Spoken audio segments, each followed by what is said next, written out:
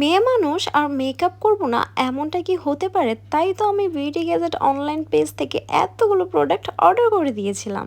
Flashback.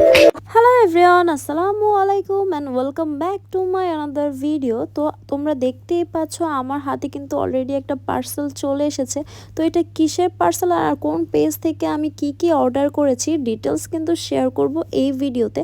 তো কথা না বাড়িয়ে চলো ভিডিওটা দেখে নেওয়া যাক। তো বিউটি গ্যাজেট অনলাইন পেজের সাথে সবাই কিন্তু কম বেশি পরিচিত। তো এই পেজের প্রোডাক্টগুলো আসলে কিন্তু অনেক বেশি মারাত্মক।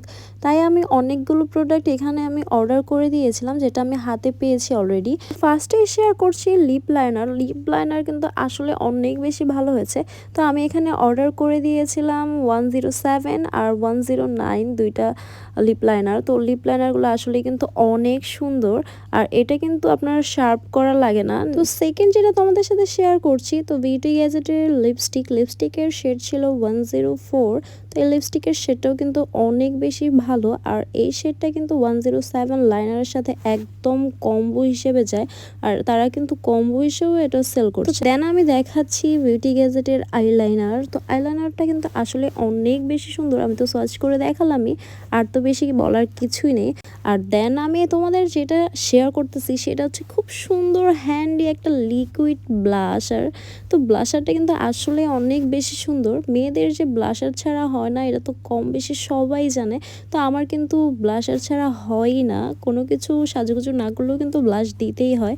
তো এই সুন্দর হ্যান্ডি ব্লাশটা সবার কাছে কেমন লেগেছে অবশ্যই কিন্তু কমেন্টস করে জানাতে ভুলবে না। ব্লাশারের কিন্তু অনেকগুলো শেড রয়েছে, তো আমার কাছে এই হালকা পিঙ্কিশ শেডটা অনেক বেশি পছন্দ হয়েছিল, তাই আমি এটা অর্ডার করে দিয়েছিলাম। তো এখন আমি এই হ্যান্ডি ব্লাশারটা হাতে সোয়াচ করে তোমাদের দেখাবো। তোমরাই দেখো ব্লাশারটা কত সুন্দর আর কত কিউট, আর এটা কিন্তু সহজেই হ্যান্ডি হওয়াতে যে কোনো জায়গায় ক্যারি করা যায়।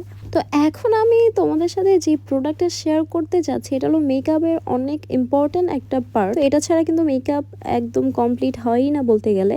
তো এখানে আমি কিন্তু নিয়েছিলাম 3-in-1 কনসিলার। এখানে কিন্তু 3টা শেড রয়েছে, তারাও আমি তোমাদের দেখাচ্ছি। তো তাদের কিন্তু প্যাকেজিংটাও অনেক বেশি সুন্দর, সবগুলো প্রোডাক্টই কিন্তু অনেক বেশি সুন্দরভাবে প্যাকেজ করা ছিল।